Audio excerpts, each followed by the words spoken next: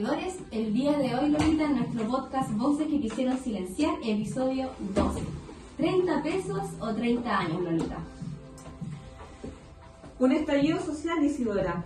Un estallido social que no solo fue a nivel de nuestro país, no fue a nivel nacional, sino que también fue a nivel mundial.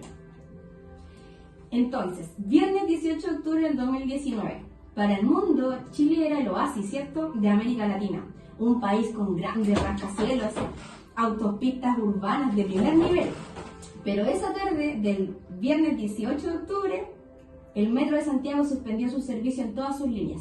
Las calles se inundaron de personas marchando bajo un cielo teñido por el humo de las primeras barricadas. Hoy tenemos invitados especiales en nuestro podcast. Vamos a comenzar con nuestro joven José Márquez, que en primera línea en la Plaza de la Dignidad, entre aguas, gases, zorrillos y guanacos, se aventajaba y retrocedía en una marcha de rabia y contra el sistema. Cuéntanos, José, ¿qué nos puedes decir sobre esa marcha? Oh, como tú misma dijiste, era principalmente rabia, emociones. Si salí era principalmente por las demandas sociales, pero después surgieron otras cosas. Después con el tiempo fueron impulsos propios, impulsos de muchos de los jóvenes que estábamos ahí, lo que llevó hacia mucha violencia por ambas partes. También tenemos a nuestra invitada Úrsula Pinilla, una mujer microempresaria que tenía su local de ropa reciclada, ya de un momento a otro, sin pensar, gracias a un vandalismo, quedó sin sustento para su familia, mujer que perdió todo. ¿Qué nos puedes decir, Úrsula? Bueno, buenas tardes, gracias por invitarme. Bueno, para mí fue un antes y un después el tema del estallido social, porque vi con mis propios ojos cómo mi esfuerzo de toda la vida se caía y sentía que nunca más yo y mi familia nos íbamos a parar. Qué difícil. Muy difícil situación de Úrsula. Ya, también vamos a presentar a nuestra querida Jacqueline Núñez. Ella, una mujer que se unió a las marchas positivamente, ya junto a su madre, en donde en una mala experiencia esto le dijo lo contrario. Hola, buenas tardes. Bueno, yo me uní a la marcha y quise acompañar a mi madre en este movimiento por todo lo que ella estaba sufriendo, por la injusticia. Ella había jubilado, sacó una miseria de plata gracias a la AFP. Creo que esto es completamente injusto para la gente adulta mayor que tenga que vivir bajo la miseria después de haber trabajado tantos años. Muy injusto igual, si hemos Completamente, la verdad. todos de acuerdo en eso. Entonces nuestra querida Isidora le va a hacer unas preguntas y al final le presentaremos a nuestra invitada especial, nuestra abogada Francia. Gracias. Ella va a hablar sobre las cifras y los porcentajes que se realizó por parte de el Instituto Nacional de Derechos Humanos. Gracias. Bueno, la Francia no es en el primer capítulo que nos acompaña, así que ya Ha nuestro estado público varios capítulos con nosotros, ya la conocen, la conocen. saben perfectamente quién Sí. es y con sus datos ahí, pero infaltables, no. Y gracias, Francia, por estar con nosotros hoy. Gracias. Nuevamente. Gracias por la invitación. Gracias por la invitación. Te queremos, Francia, sí. Ya, ahora chiquillos, vamos a ir al tema ahí presencial y lo más esencial de nuestro podcast. José, tú que viviste estar ahí en la primera línea, ¿cierto? Viviendo y experimentando todas estas emociones. Me imagino que fue algo súper difícil y que también eso, algo tuvo que motivarte a ti personalmente, yo creo, a poner tu cuerpo, a exponerte a estos incidentes que ocurrieron. Coméntanos un poco cómo lo viviste, qué te motivó principalmente a salir a las calles a manifestarte.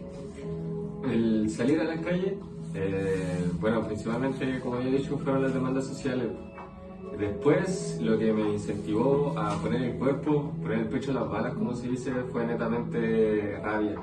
rabia interna, rabia contra el sistema, rabia contra la respuesta de la autoridad frente a las demandas de la gente.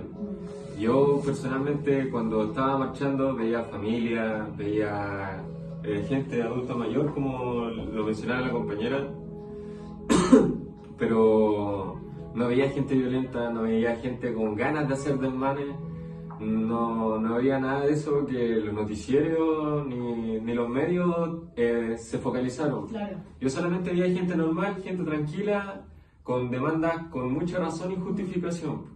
Claro, y aparte que estaban en todo su derecho de poder manifestarse. En todo el derecho. pacíficamente. El país está compuesto por la gente, Claro. y la gente es la que debería tener la opción de elegir cómo funciona el país, no solamente ser impuesta por las normas que imponen. Y al ver cómo suprimían a la gente con esa rabia y con esa furia y con esa violencia, fue lo que me hizo a mí responder con violencia de vuelta. Era joven, tenía recién 20 años y lleno de emociones. Solamente me podía dejar llevar por eso y da lo mismo lo que pasara. Yo solamente tenía ganas de responder y no dejar la injusticia así tal cual. Cuéntame una cosa, José, tú esa violencia que mencionas, en los momentos que respondiste, ¿lo hiciste a través del miedo? Sí, igual había miedo, por supuesto que había miedo. Porque uno iba sin nada, iba con la ropa normal y se enfrentaba con gente que estaba con una armadura. Claro. Con armas y una armadura, en condiciones completamente desiguales. Pero claro, el riesgo siempre estaba, pero yo creo que el espíritu luchador era más fuerte que ese miedo. Gracias, José. Realmente agradecemos mucho que estés acá en nuestro programa y sobre todo de que tengas la valentía de poder mencionar todo lo que te motivó y completamente entendemos esta injusticia social, el que quizás tengamos que arriesgar nuestros propios pellejos, ¿cierto? Para poder que nos escuchen, pues, Claro. o sea, hasta qué punto tenemos que llegar, ¿cierto?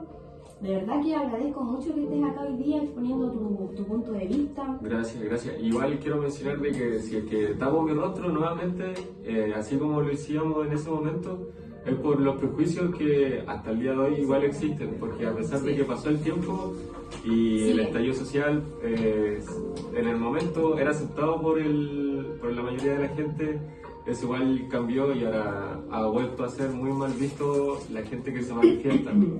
Entonces, tapo mi rostro para que no tenga problemas ni en lo laboral ni en ningún otro ámbito. Lo entendemos. Acá Gracias siempre respetamos. por contar tu experiencia, José. Gracias a usted por su invitación. Muchas gracias, José.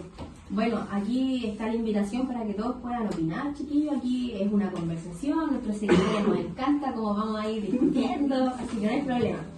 Ahora, querida Úrsula, quiero ver tu punto de vista, cómo se transformó tu cotidiano, tu vida completa, tu seguridad, tu bienestar emocional, porque estuviste viviendo y también trabajando en el epicentro de las manifestaciones.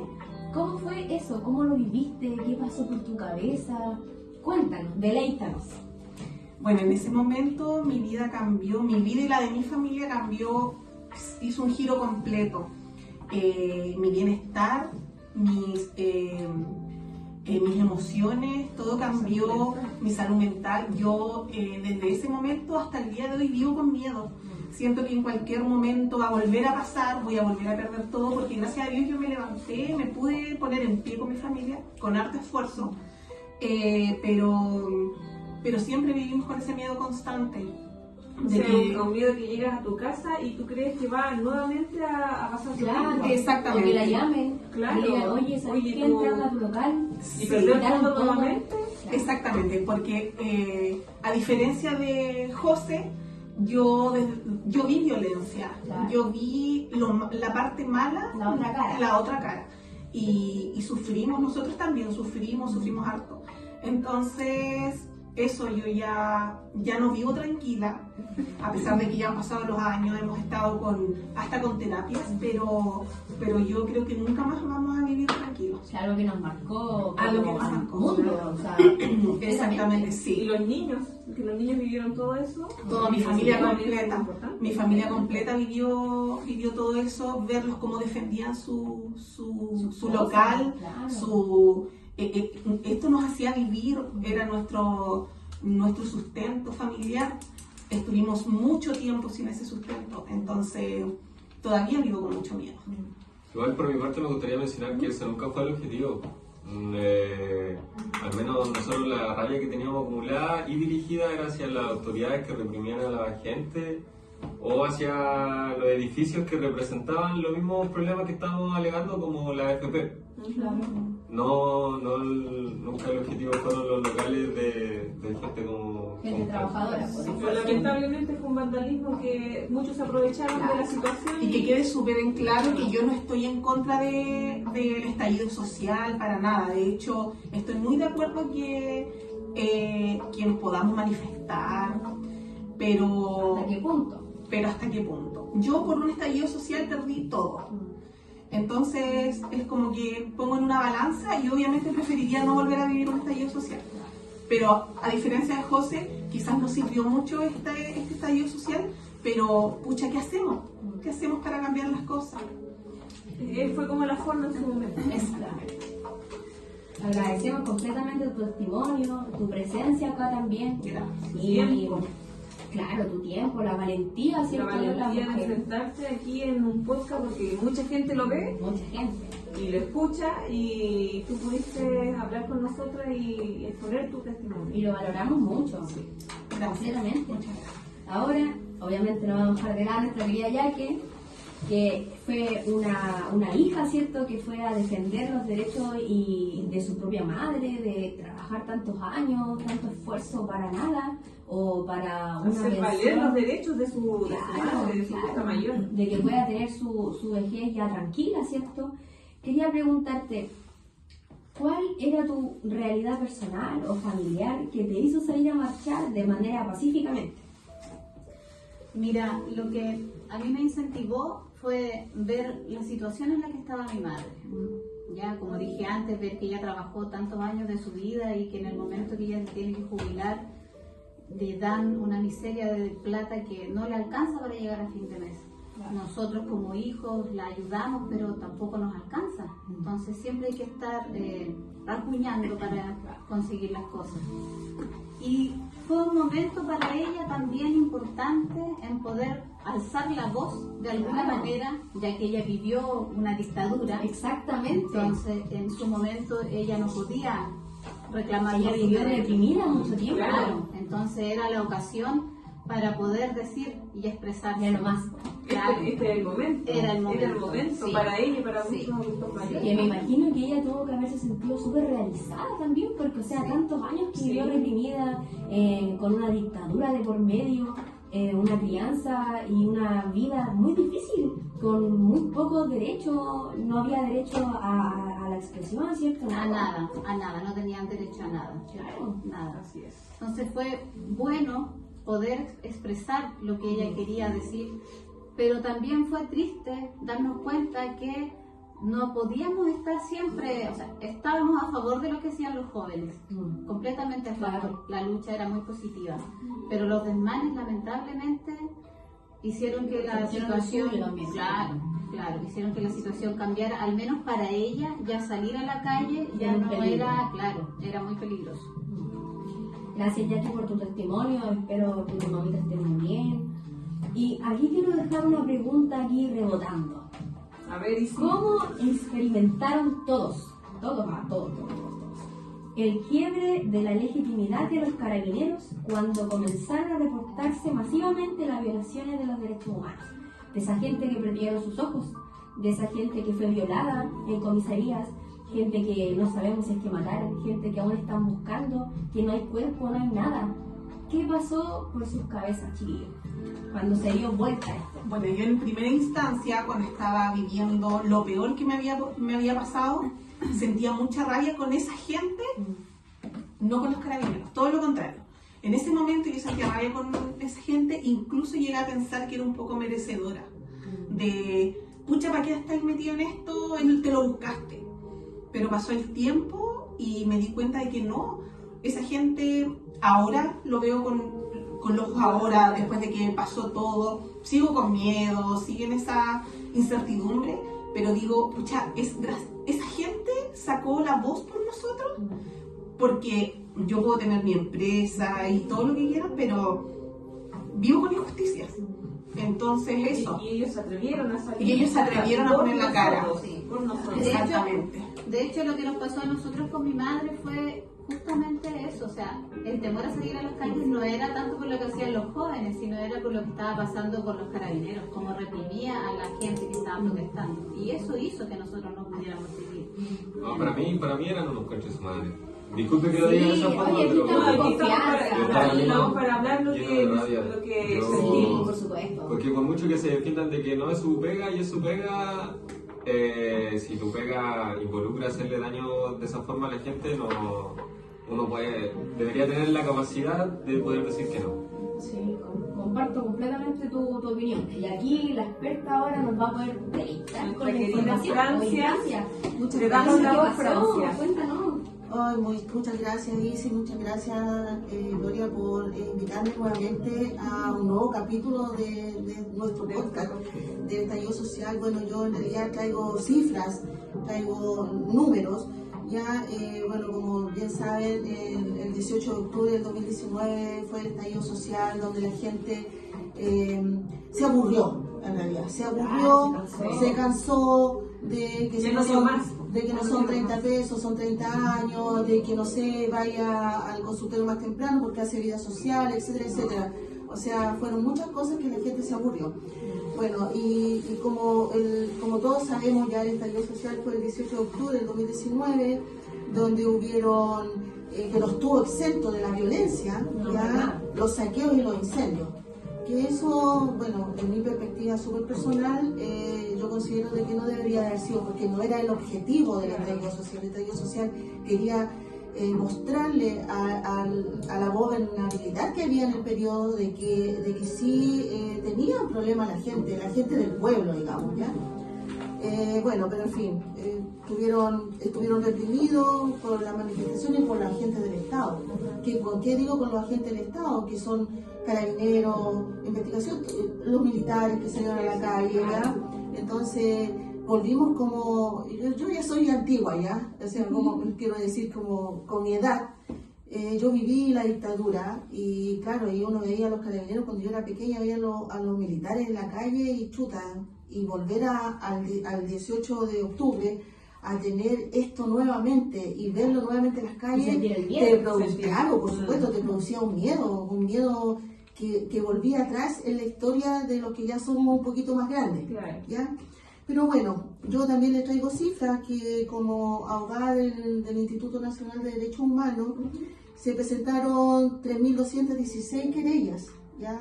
Y esto tenía relación con que había lesiones físicas de las personas, los traumas oculares, que hubieron muchos, y bueno, y también puedo decirles también que hubieron la contabilidad que hizo el Instituto de Derechos Humanos, que hubieron 7 muertos. Y eso Que es lo que se dice. claro, lo que se dice, o o sea, es lo que se contabilizó durante ese periodo, que habían 7 muertos. Lamentable que haya sucedido eso con la familia, digamos, porque nosotros lo que queríamos, o sea, yo digo nosotros, porque yo también me manifesté, pero yo quería manifestarme de forma pacífica, así como lo hacía Jacqueline, ¿ya? Y también entiendo un poco a Úrsula por su negocio, porque todos tenemos un sustento, y también entiendo a José por la rabia de la juventud, la impotencia que tenían en la época, ¿ya? Bueno, pero también tengo que decirles que un 75% de los hombres, nosotros hicimos acciones, ¿ya? Que eso equivalía a 2.814 personas, hombres, que nosotros hicimos una intervención después del estallido social, y eso fue entre el 17 de octubre del 2019 y el 18 de marzo del 2018. ¿Ya? Creo que estoy equivocada un poco en las cifras estimadas. El 17 del 10 del 2019 al 18 del 3 del 2020. Curso en tribunales. ¿Ya? Bueno, yo no sé si ustedes han visto, pero hay un carabinero que salió como libre de polvo y paja. Que no pudimos nosotros atribuirle lo que él había hecho, ya que fue un estallido de un globo ocular de una persona. Sí. ¿Ya? Que eso fue muy conocido en la televisión. Sí, fue muy conocido y bueno, y en realidad la televisión o la información que se da de repente a veces no es tan verídica, ¿ya? Y bueno, nosotros como Instituto Nacional también estuvimos en las manifestaciones, en las comisarías, en los hospitales, en los centros de detención y como instituto presentamos todas las querellas criminales que nosotros consideramos al respecto. Eso les puedo comentar. Lamentablemente, como nos pasa siempre, el tiempo se nos hace, pero a nada mismo, chiquillos. Quiero dejar una pregunta rebotando aquí para nuestros suscriptores. ¿Sienten que todo lo que tuvimos que pasar, y me incluyo, valió la pena para el aumento, para el avance en realidad social del país, chiquillos? Ahí lo vamos a tener que dejar hoy día, ¿sí o no, Lolita? No tenemos La más cita tiempo. queda hecha, Isidora. Nos vemos en el próximo episodio. Adiós. Adiós. Chao.